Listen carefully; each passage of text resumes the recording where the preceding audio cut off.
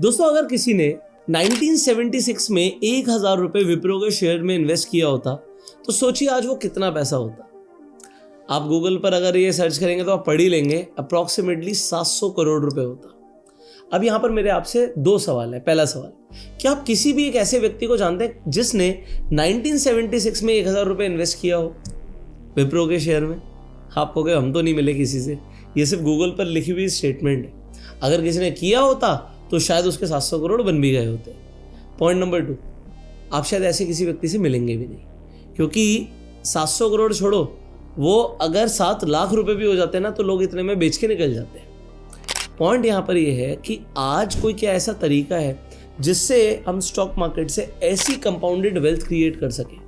हमारे पास कुछ नियम हो, कुछ रूल्स हो जो हम फॉलो करें और हम इन्वेस्टेड बैठे भी रहें और हमें ग्रोथ भी मिले।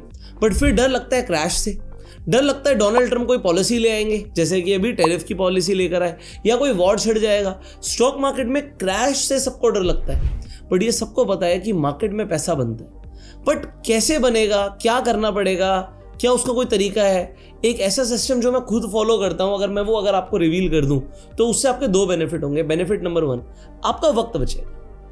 वक्त क्यों बचेगा? क्योंकि आपने जो वक्त मैंने लगाया है सीखने में चीजें, वो आप आज इस वीडियो के माध्यम से सीख जाओगे तो वक्त में और लोगों से आगे बढ़ सकते हो। पॉइंट नंबर 2, आपका पैसा भी बचेगा।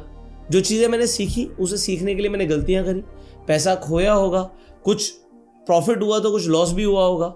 अगर किसी चीज से आज प्रॉफिट हो रहा है और कंसिस्टेंटली हो रहा है और अगर मैं आपके साथ वो शेयर करने वाला हूं तो आप पैसा बनाने भी वाले हो, वक्त भी बचाने वाले हो और पैसा भी बचाने वाले हो।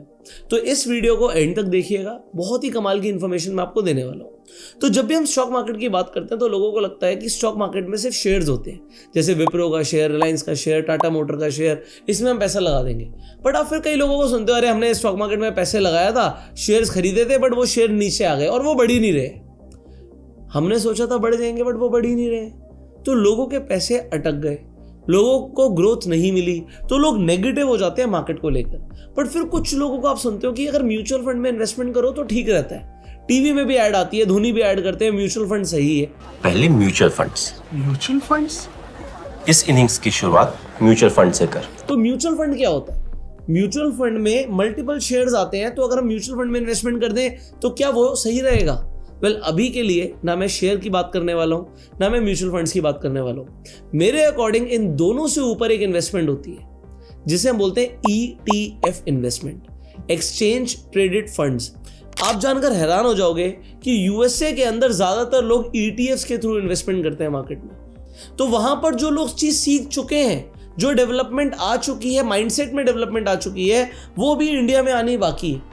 और शायद ETFs को समझने के बाद आपको लगे कि यस, ये एक बेटर वे ऑफ इन्वेस्टिंग हो सकता है, जैसे आज मैं आपको बोल रहा हूं। तो आप समझिए, डिसीजन आपका है, पैसा आपका है, बट हो सकता है आज आप इस वीडियो से कुछ ऐसा लेकर जाओ जो आपने सोचा भी ना हो। तो अब हम बात करते हैं ETFs की। आपको गूगल पर जाना है और गूगल पर जाके सबसे पहले आपको लिखना है NSE इंडाइसेस। अब इंडाइसेस क्या होते हैं?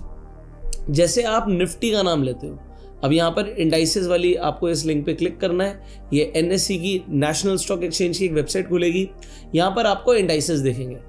तो इंडाइसेस बेसिकली 4 तरीके के होते हैं। इंडेक्स जिसे हम बोलते हैं, तो इसमें क्या होता है, 4 तरीके से डिवाइड किया हुआ है जिससे हम एक सेक्टर को, एक मार्केट को देखते हैं। जब हम निफ्टी और सेंसेक्स की बात करते हैं, जब हम बोलते हैं बाजार बढ़ गया, बाजार गिर गया, तो हम बोलते हैं निफ्टी बढ़ गया, निफ्टी गिर गया। तो निफ्टी एक इंडेक्स है। निफ्टी ब्रॉड बेस्ड इंडेक्स के अंदर आता है। निफ्टी 50 के अंदर टॉप 50 कंपनियां आती हैं जो NSE के ऊपर लिस्टेड है, उनसे मिलाकर एक इंडेक्स बना है। इसी तरीके से निफ्टी नेक्स्ट 50, निफ्टी 100, निफ्टी 200, इसका मतलब क्या है, NSE के ऊपर जो टॉप 200 कंपनीज है मार्केट कैप के अकॉर्डिंग। अब मार्केट कैपिटलाइजेशन क्या होता है? अब अगर आप नए हो तो आप सुनते चले जाओ, आपको सारी चीजें समझ आ जाएंगी। मार्केट कैपिटलाइजेशन का फॉर्मूला बड़ा सिंपल होता है, कितने शेयर हैं उस कंपनी के और उसका प्राइस कितना है। एग्जाम्पल, एक कंपनी के 1000 शेयर है और उस शेयर का प्राइस है 100 रुपए, तो मार्केट कैप क्या आ जाएगा? 1 लाख रुपए आ जाएगा। बट शेयर मार्केट में जो कंपनीज लिस्टेड होती हैं उनका मार्केट कैप हजारों करोड़ में होता है, क्योंकि शेयर्स भी लाखों में हो सकते हैं, करोड़ों में हो सकते हैं, और प्राइस भी वेरी कर सकता है। तो आपको शेयर मार्केट के अंदर 500 करोड़ की भी कंपनी मिल सकती है, 5000 की भी मिल सकती है, 50,000 की भी मिल सकती है, 5 लाख करोड़ की भी कंपनी मिल सकती है। बट जो बड़ी कंपनीज है जिनका मार्केट कैप ज्यादा है, तो जो टॉप 50 कंपनियां हैं उनसे मिलकर क्या बना है निफ्टी 50। यहाँ पर एडिटर स्क्रीन पर निफ्टी 50 के अंदर जो कंपनीज आते हैं वो लगाकर दिखा देंगे आपको। तो ये होता है हमारा एक ब्रॉड बेस्ड इंडेक्स। इसी तरीके से होते हैं सेक्टरल इंडाइसेस। तो एक सेक्टर को जो एक इंडेक्स रिप्रेजेंट कर रहा है, जैसे ऑटो एक सेक्टर है, बैंक एक सेक्टर है, केमिकल एक सेक्टर है, एफएमसीजी एक सेक्टर है, हेल्थ केयर एक सेक्टर है, आईटी, मीडिया, फार्मा, मेटल, ये सब सेक्टर्स हैं। इसके बाद आ जाता है थीम बेस्ड इंडेक्स। एक थीम होती है, जैसे कि ईवी। ऑटो तो पूरा सेक्टर हो गया, ऑटो में डीजल गाड़ियां भी है, ट्रक भी है, सब कुछ है। बट अभी ईवी का एक जमाना, एक थीम हो गई ईवी। तो ये क्योंकि ईवी और न्यू एज ऑटोमोटिव एक थीम है, तो एक थीम का भी एक इंडेक्स हो सकता है। सिमिलरली हाउसिंग का इंडेक्स है। अगर मैं इस पर क्लिक करूंगा तो आपको समझ आएगा इसमें सीमेंट की कंपनी है। तो हाउसिंग में जो चीजें यूज होती हैं जिससे हाउसिंग मार्केट अगर बूम होती है, उन कंपनीज के शेयर को फायदा होगा या नुकसान होगा, तो वो इसके अंदर आ जाएंगी। तो ये हो गया आपका हाउसिंग का एक थीम बेस्ड इंडेक्स। इसी तरीके से ये थीम बेस्ड इंडेक्स होते हैं। अब ये इंडेक्स को ही रिप्रेजेंट करता है एक ETF, ये ध्यान रखिएगा। ETF ज्यादातर क्या होते हैं, उसके अंदर मल्टीपल शेयर्स तो होते हैं, बट वो एक थीम को रिप्रेजेंट करते हैं। इसी तरीके से होते हैं स्ट्रैटेजी इंडाइसेस, एक स्ट्रैटेजी को रिप्रेजेंट कर रहे हैं। जैसे ऐसे शेयर्स जिनमें मोमेंटम है, तो निफ्टी के 200 शेयर्स लिए, जिसमें 30 ऐसे शेयर्स देखे गए जिनमें सबसे ज्यादा मोमेंटम है, तो उसे मिलाकर एक इंडेक्स बन गया जिसे हम बोल रहे हैं मोमेंटम 30। इसी तरीके से जिन स्टॉक्स में वॉलेटिलिटी कम है, तो उसे बोला गया लो वॉलेटिलिटी 30। तो ये होते हैं स्ट्रैटेजी इंडेक्स। अब इन्हीं के ऊपर आपको ETF भी मिलेंगे। अब अगर आप दोबारा से जाओगे गूगल पर, लिखोगे list of all ETFs in India. अब अगर आप यहाँ पर NSE के इस लिंक पर क्लिक करोगे तो आपको सारे ETFs की लिस्ट मिल जाएगी। अब अगर मैं आपसे सवाल पूछूं कि कितने ETFs होंगे हमारे स्टॉक मार्केट में लिस्टेड, गेस करो अभी तक, बता तो मैं दूंगा ही आपको। तो यहाँ पर आप इनकी पूरी लिस्ट डाउनलोड कर सकते हो, मैंने यहाँ पर कर भी ली थी। तो ये हैं वो सारे ETFs जो हमारे स्टॉक मार्केट में लिस्टेड हैं। कितने हैं ये? 246 टोटल हमारे ETFs हैं जो हमारी मार्केट में लिस्टेड है। अब सवाल आता है इनमें से कौन से खरीदने हैं। देखो, एक सिस्टम है जो मैं फॉलो करता हूँ, that is triple compounding system. Triple compounding system में क्या है कि मैं अगर कोई भी इन्वेस्टमेंट स्टॉक मार्केट में कर रहा हूँ तो वो तो मुझे एक रिटर्न बना के देगा ही, बट अगर मैं उन स्टॉक्स को प्लेज मारूं, अब प्लेज कैसे होता है ये आपको कैसे पता लगेगा? आपके पास जो भी ब्रोकर है, आप उस ब्रोकर पे जाएंगे, वहाँ पे प्लेज शेयर का एक बटन होता है, उस पर क्लिक करेंगे तो यहाँ पर आपको एक लिस्ट दिखेगी, लिस्ट ऑफ एलिजिबल स्क्रिप्ट्स।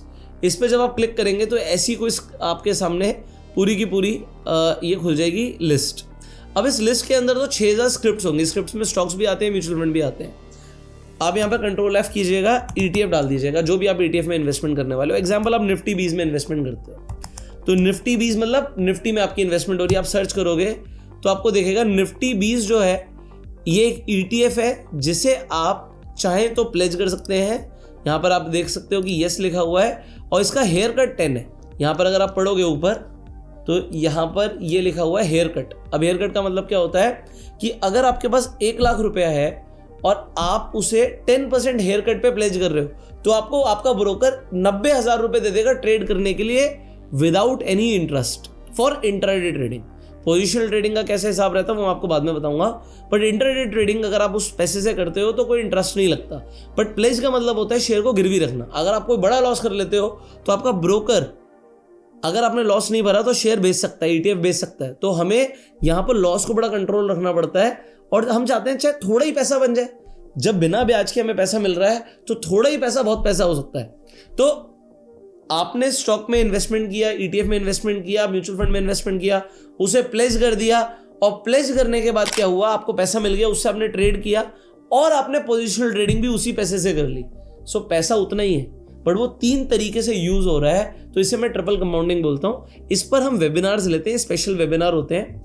तो अगर आपको उसका वेबिनार ज्वाइन करना है अलग से तो आपको डिस्क्रिप्शन और पिन कमेंट में एक लिंक मिलेगा गूगल फॉर्म का, उसे फिलअप कर दीजिएगा।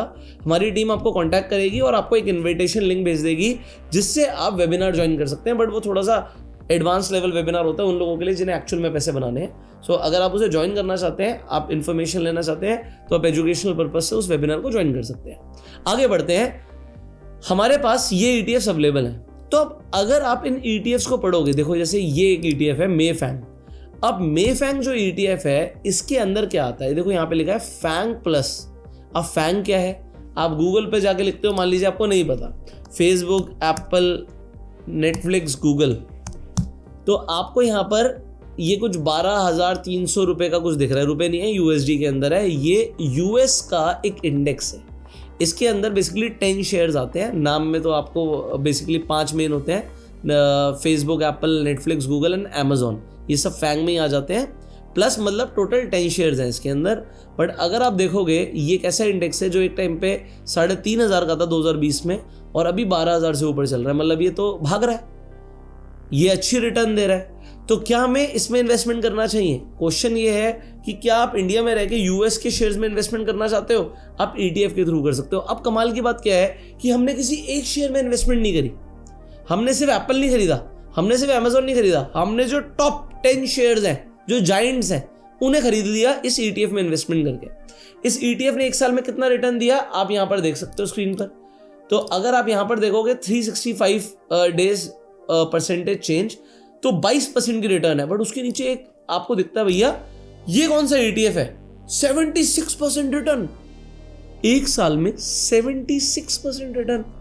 आपको नाम दिखता है MAHK टेक, ये यहां पे लिखा है Hang Seng tech total return index. ये हैंगसेंग क्या होता है? तो अब मैं आपको समझाता हूं। आप इंडिया में बैठ के हांगकांग के बाजार में इन्वेस्टमेंट कर रहे हो और वहां की टेक कंपनीज में इन्वेस्टमेंट कर रहे हो इंडिया में बैठकर। तो अगर इसका प्राइस देखोगे, सिर्फ 21 रुपए का प्राइस है एग्जाम्पल, तो 21 रुपए में आप हांगकांग के बाजार में इन्वेस्टमेंट कर रहे हो। और अगर आपने एक साल पहले से इसे होल्ड किया होता तो अभी आपके अकाउंट में 76% रिटर्न बन रही होती। इस साल आप देख रहे हो भैया निफ्टी तो डाउन जा रही थी, बट यहां पर तो रिटर्न तगड़े आ रहे हैं, क्योंकि आपने अपने फंड को डाइवर्सिफाई किया। तो ETF में फायदा क्या हो रहा है, इंडिया में बैठकर बाहर के US के, चाइना के आप टॉप स्टॉक्स में इन्वेस्टमेंट कर रहे हो और किसी एक स्टॉक पे बेट नहीं कर रहे, क्योंकि एक स्टॉक कितना भी गिर सकता है। एग्जांपल मैं आपको दिखाता हूं, येस बैंक शेयर, ठीक है। तो येस बैंक का जो शेयर है अगर आप देखोगे तो एक टाइम पे 400 रुपए के आसपास था, बट अभी कितना है, 17 रुपए के आसपास। तो एक शेयर कितना भी बढ़ सकता है, कितना भी गिर सकता है। बट क्या बैंक निफ्टी इस हिसाब से गिर गई? अगर आप बैंक निफ्टी को देखोगे तो बैंक निफ्टी तो बढ़ती जा रही है। एक टाइम पे बैंक निफ्टी थी 1,000 के भाव पर और अभी है 55,000 के भाव पर। तो कहने का मतलब यह है कि अगर बैंक निफ्टी के इंडेक्स में आपका इन्वेस्टमेंट होता तो आपका येस बैंक में भी एलोकेशन होता, बट क्योंकि वो शेयर गिर रहा था, उसका मार्केट कैप कम हो जाता, तो बैंक 20 से बाहर निकल जाता। अब ये बैंक 20 क्या है? बैंक 20 भी एक ETF है। आप सर्च करते हो बैंक 20 और आपको ये ETF यहां पर दिख जाएगा, बैंक 20। ओके, सो यहां पर आप देखोगे बैंक 20 की रिटर्न कितनी है एक साल की? एक साल की बैंक 20 की रिटर्न है 13% की। सो अब क्या हम ऐसे ETF में इन्वेस्टमेंट करते हैं जिन्होंने पिछले एक साल में अच्छी रिटर्न दी है? Answer is no. आपको ये देखना है कि भैया ये ETF है कौन कौन से सेक्टर में आपको लगता है कि ग्रोथ आने वाली है। देखो इसमें क्या है, आप बेट नहीं कर रहे हो कि एक शेयर यही चलेगा, आप कह रहे हो मुझे लगता है सेक्टर कौन सा अच्छा जाएगा। आपको लगता है हेल्थ केयर अच्छा जाएगा, तो क्या हेल्थ केयर का ETF है? यहाँ पे सर्च मार लो, आप हेल्थ लिख दो और आप एंटर कर दो, तो आपको देखेगा यस यहाँ पर तो हेल्थ के मेरे को कई सारे ETF दिख रहे हैं। आपको जो अच्छा लगे आप उसमें इन्वेस्टमेंट कर सकते हो। अगर आपको लगता है कि आने वाले टाइम में PSU बैंक जाएंगे, तो क्या PSU बैंक्स का अलग से कोई ETF होता है? आंसर है हाँ, होता है भैया। तो आपको यहाँ पर PSU के ETFs, वो भी मल्टीपल, आपको दिख जाएंगे कि PSU बैंक के भी ETFs हैं। अगर आपको लगता है प्राइवेट बैंक का ETF में इन्वेस्टमेंट करना है, तो भैया प्राइवेट बैंक के भी ETF होते हैं, ठीक है। तो आपको यहाँ पर प्राइवेट बैंक का ETF दिख रहा है। सो आपको ये देखना है कि कौन से ETF में आपको लगता है आने वाले टाइम में ग्रोथ आ सकती है। इसी तरीके से सिल्वर और गोल्ड के भी आपको ETF मिल जाते हैं, ठीक है। ये हो गया ETFs। मैंने आपको सबसे पहले जब सेक्टर्स बताए थे तो वो बहुत जरूरी था समझना कि जो इंडेक्स है वो भी 4 तरीके के हैं और इन्हीं के हिसाब से हमारे ETFs बने हुए हैं। अब यहाँ पर आपको ये समझना है कि आप किसी भी ETF में इन्वेस्टमेंट करो, देखो मैं आपको रिकमेंड नहीं कर रहा कि आप किस में इन्वेस्टमेंट करो, बट फिर भी मैं आपको टॉप 10 ETFs के नाम ले लेता हूँ जो मुझे लगता है कि ब्रॉड वे में तो इनमें इन्वेस्टमेंट आप कर सकते हो, बाकी आपकी चॉइस है कहाँ करना है, कब करना है, वो आपको देखना है। निफ्टी इंडेक्स है, सो निफ्टी 50 में अगर आपको लगता है हमारे इंडिया में ग्रोथ आने वाली है तो निफ्टी 50 में आपको इन्वेस्टमेंट करना चाहिए। अगर आपको लगता है नहीं यार निफ्टी 50 तो यार टॉप की 50 कंपनियां हो गई चलेंगी, तो उसकी अगली 50, तो इसे बोलते हैं निफ्टी नेक्स्ट 50। तो अगर आप ETF सर्च करोगे तो एक ETF आप इस तरीके से सर्च कीजिएगा, जूनियर बीज। आज जूनियर है, कल को सीनियर बन सकता है। सो अगर आप जूनियर बीज देखोगे तो इसमें निफ्टी नेक्स्ट 50 में इन्वेस्टमेंट हो रही है। जैसे मैंने बोला, आप यहां पर सोच सकते हो कि भाई निफ्टी में, निफ्टी नेक्स्ट 50 में, या फिर आपको लगता है बैंक निफ्टी में इन्वेस्टमेंट होनी चाहिए कि अगर देश ग्रो करेगा तो उसके बैंक्स तो ग्रो करेंगी, तो बैंक 20 में आपकी इन्वेस्टमेंट हो सकती है। इसी तरीके से अगर आपको लगता है स्मॉल कैप कंपनीज में ग्रोथ ज्यादा आ सकती है, आज वो छोटी हैं, आज उनका मार्केट कैप छोटा है, बट कल को इन्हीं में से तो कंपनीज मिड कैप या लार्ज कैप बनेगी, तो आप सर्च कीजिएगा स्मॉल कैप। और आपको एग्जाम्पल यहाँ पर दिख रहा है HDFC का निफ्टी स्मॉल कैप 250 ETF है। इसमें आपकी जो स्मॉल कैप की टॉप 250 कंपनियां उसमें इन्वेस्टमेंट हो रही है, तो यहां पर भी आप डाइवर्सिफाई कर सकते हो। इसी तरीके से स्टार्टिंग में मैंने आपको बताया था, तो अगर आपको US की कंपनीज में इन्वेस्टमेंट करना है तो आप नैस्डैक सर्च कर सकते हो, आपको मोतीलाल ओसवाल का यहाँ पर फंड मिल जाएगा मॉन 100, तो इसमें आपका नैस्डैक 100 में इन्वेस्टमेंट हो रहा है US की टॉप 100 कंपनीज में, तो ये आप डाइवर्सिफिकेशन के लिए यूज कर सकते हो। इसी तरीके से 4-5 और ETF में जल्दी जल्दी आपको बता देता हूँ। आप CPSC सर्च करोगे तो आपको CPSC ETF मिल सकता है, ठीक है। CPSC के अंदर आपकी पब्लिक सेक्टर एंटरप्राइजेस के अंदर इन्वेस्टमेंट हो सकती है। इसी तरीके से अगर आपको लगता है फार्मा ग्रो करेगा तो आप फार्मा सर्च कीजिए, आपको फार्मा बीज मिल जाएगा, फार्मा बीज में आप इन्वेस्टमेंट कर सकते हो, तो आपका निफ्टी फार्मा में इन्वेस्टमेंट हो रहा है। अगर आपको लगता है भाई IT अंडर वैल्यूड है तो आप IT बीज में इन्वेस्टमेंट कर सकते हो। अगर आपको लगता है यहाँ पर कि भाई ऑटो में ग्रोथ आ सकती है तो आप ऑटो बीज में भी इन्वेस्टमेंट कर सकते हो। और अपने पोर्टफोलियो को डाइवर्सिफाई करने के लिए आप सिल्वर और गोल्ड के अंदर भी इन्वेस्टमेंट कर सकते हो। तो ये तो हुआ कि भाई मैं ETF में इन्वेस्टमेंट कर सकता हूँ, ये तो मुझे समझ आ गया, बट कोई ऐसा रूल है जिसे मैं खुद फॉलो करता हूँ, जिसके थ्रू मैं ETF में इन्वेस्टमेंट करता हूँ, कब पैसा, कितना पैसा, कहाँ पर मैं लगाता हूँ, ये मैं आपको नेक्स्ट वीडियो में रिवील करने वाला हूँ। तो आपको कहीं जाने की जरूरत नहीं है, इस चैनल को सब्सक्राइब कर लीजिए, बेल आइकन पर क्लिक कर दीजिए, और नेक्स्ट वीडियो में हम समझेंगे कि ETF की इन्वेस्टिंग स्ट्रैटेजी क्या है मेरी, और सबसे इंपॉर्टेंट पता है क्या, मेरे अकॉर्डिंग इंपॉर्टेंट ये नहीं है कि इन्वेस्टमेंट हम कितना और कहाँ कर रहे हैं, हमने इन्वेस्टमेंट कर दिया और छोड़ दिया और भूल गए। एक ना अभी एक मूवी आई है लकी भास्कर, हो सकता है आप में से कुछ लोगों ने देखी हो। वो जब मूवी खत्म होगी ना तो एक डायलॉग आएगा, इंपॉर्टेंट ये है कि रुकना कब है। आज जो इस तरह मैं यहाँ हूं उसकी वजह है एक आदमी की मौत, मेरी बीवी का रोना और मेरे पिताजी की सलाह। कितना अच्छा खेलते हो ये जरूरी नहीं, कब रुकना है ये जरूरी है। प्रॉफिट बुकिंग कब करनी है, अगर आपको ये भी सीखना है तो नेक्स्ट वीडियो को बिल्कुल मत मिस करना, क्योंकि अभी तक इस चैनल पर मैंने ETF में हम कैसे प्रॉफिट बुकिंग करते हैं ये नहीं रिवील किया। सो प्रॉफिट बुकिंग की नेक्स्ट वीडियो में स्ट्रैटेजी मिलने वाली है। चैनल को सब्सक्राइब कर लीजिए, बेल आइकन पर क्लिक कर दीजिए। अगर आपको ETF में इन्वेस्टमेंट करना है तो उसके लिए आपको एक डीमेट अकाउंट चाहिए होगा, फ्री में जाके आप अपना डीमेट अकाउंट ओपन कर सकते हैं, लिंक आपको डिस्क्रिप्शन और पिन कमेंट में मिल जाएंगे। आप स्टॉक मार्केट में उस डीमेट अकाउंट के थ्रू इन्वेस्टमेंट कर सकते हैं, ETF खरीद सकते हैं, म्यूचुअल फंड खरीद सकते हैं, ट्रेडिंग कर सकते हैं, और आप अपने शेयर्स को प्लेज भी कर सकते हैं जैसे मैंने आपको बताया था, और आप रेफर एंड अर्न करके भी पैसे कमा सकते हैं। तो आपको लिंक डिस्क्रिप्शन पिन कमेंट में मिल जाएगा to open your demat account. और गूगल फॉर्म भरना मत भूलिएगा अगर आपको वेबिनार ज्वाइन करना है तो वेबिनार अगर आपको ज्वाइन करना है, गूगल फॉर्म का भी लिंक डिस्क्रिप्शन और पिन कमेंट में है। शेयर दिस वीडियो, अपना प्यार देने के लिए लाइक कर सकते हैं। आपके हिसाब से कौन सा सेक्टर है जो इस साल अच्छी ग्रोथ दे सकता है, कमेंट में जरूर बताइएगा। So see you in the next video, till that time you were self made and जय हिंद।